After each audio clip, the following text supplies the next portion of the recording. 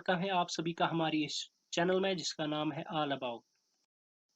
दोस्तों, अगर आपने जेके SSB class fourth exam form भरा है तो आपके लिए ये वीडियो बहुत ही ज़रूरी है। आप प्लीज़ इस वीडियो को एंड तक देखिए क्योंकि इस वीडियो में हम आपको पूरी डिटेल देंगे इस एग्ज़ाम के रिलेटेड, जैसे कि प्रिपरेशन कैसी करनी है, सिलेबस क्या है, इसका एग्ज़ाम पैटर्न क्या होगा, कहाँ से पढ़ना है आपको। अब बस वीडियो एंड तक देखिए। So guys let's start video with the qualifications.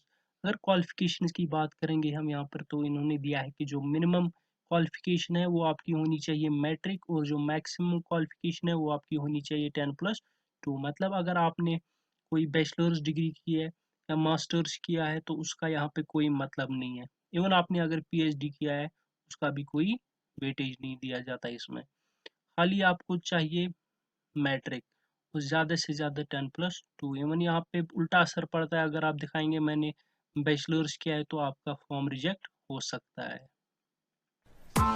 Press the bell icon on the YouTube app and never miss another update. जहाँ तक सिलेबस की बात है तो सिलेबस में इन्होंने 4 पोर्शंस दिए हैं। एक बेसिक मैथमेटिक्स जो आप देख सकते हैं यहाँ पे, इसके 20 मार्क्स रखे हैं इन्होंने। फिर बेसिक रीजनिंग आता है इसमें, इसके भी 20 मार्क्स रखे हैं इन्होंने।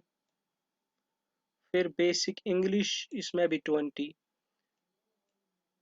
और फिर जो लास्ट का पोर्शन है बहुत ही इंपॉर्टेंट पोर्शन है, जनरल अवेयरनेस एंड साइंस, क्योंकि इसके 40 मार्क्स हैं। बाकी 3 पोर्शन इसके 20-20 और इसके 40 मार्क्स हैं।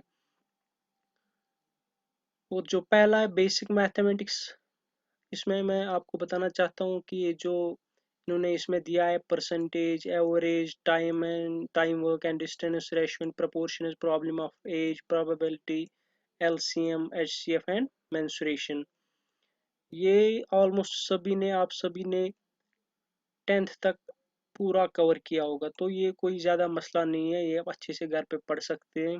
जो आपकी एनसीईआरटी बुक है मैथमेटिक्स की, उस पर आप देख सकते हैं इसके रिलेटेड प्रॉब्लम्स, क्वेश्चंस, तो आप घर पे प्रैक्टिस कर सकते हैं, कोई ज़्यादा मसला नहीं है। फिर आता है बेसिक रीजनिंग। रीजनिंग में मैं गाइस आपको एक गोल्डन रूल बताना चाहता हूँ, इसमें प्रैक्टिस बहुत ही ज़रूरी है।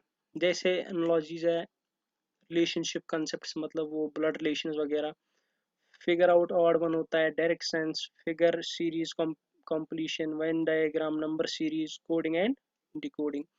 इसमें आपको क्या करना है, इसमें आपको प्रैक्टिस करनी है। जब तक क्या आपका एग्जाम हो, जब तक आपका डेट निकले, एग्जाम का डेट आए, तब तक आपको प्रैक्टिस करते रहना है।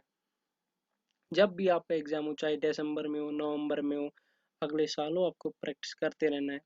और हर जैसे एनालॉजीज हैं, ब्लड रिलेशंस है, डायरेक्शंस क्वेश्चंस है, बाकी सारे पोर्शंस है, इसमें आपको हर किसी पोर्शन में से 4-4, 5-5 क्वेश्चंस रोज करने, ये इसका गोल्डन रूल है बेसिक रीजनिंग का। रीजनिंग तभी आएगी आप अगर आपने प्रैक्टिस की होगी, प्रैक्टिस के बगैर ये किसी को नहीं आती है। फिर आता है बेसिक इंग्लिश। आपका इंग्लिश भी, इसमें भी इतना कुछ है ही नहीं, ग्रामर उतना है नहीं इसमें, आपको खाली आर्टिकल्स पढ़ने हैं, सिनोनिम्स और एंटोनिम्स पढ़ना है। सिनोनियम और एंटोनियम आपको पता चलेगा जब आपकी वोकेबलरी अच्छी होगी।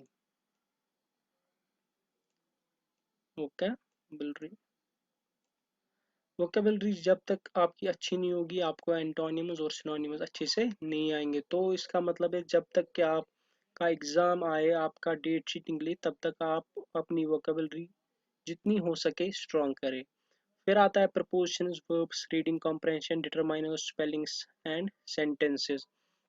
ये सारा जो है आपको एक छोटे से ग्रामर पे भी मिल सकता है, आप अच्छे से पढ़ सकते हैं, इसमें उतना कोई मसला है नहीं कि आपको समझना है, इसमें इतना कुछ सीखना नहीं है, आसान है, आप ये घर पे सीख सकते हैं बिना किसी टीचर के। फिर लास्ट में गाइस जो है मेन इंपॉर्टेंट पोर्शन जो है इसका, वो है जनरल अवेयरनेस एंड साइंस। इसमें ख्याल रखिए आप, इसमें 40 मार्क्स है, तो मतलब जो आपका फोकस होना चाहिए वो ज़्यादा इसी पे, क्योंकि 40 आउट ऑफ 100 में बहुत ही कुछ होता है। इसमें आपको पढ़ना है general current events of national level, ये याद रखिएगा यहाँ पे। खाली नेशनल लेवल के, इंटरनेशनल लेवल के करंट इवेंट्स आपको पढ़ने नहीं है। खाली इंडिया में जो हो रहा है वो आपको पता होना चाहिए। सपोर्ट्स पढ़ना है आपको, इंडियन कल्चर पढ़ना है, इंडियन हिस्ट्री पढ़नी है, इंडियन जियोग्राफी पढ़नी है।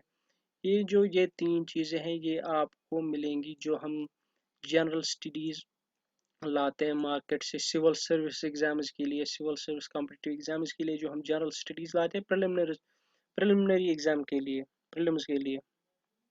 उसमें ये तीनों चीज़ें आपको अच्छे से मिलेंगी और शॉर्ट शॉर्ट में वहाँ पे लिखा होता है। आपको ज़्यादा डीप जाने की ज़रूरत नहीं है क्योंकि इसका जो स्टैंडर्ड है वो 10th का स्टैंडर्ड है।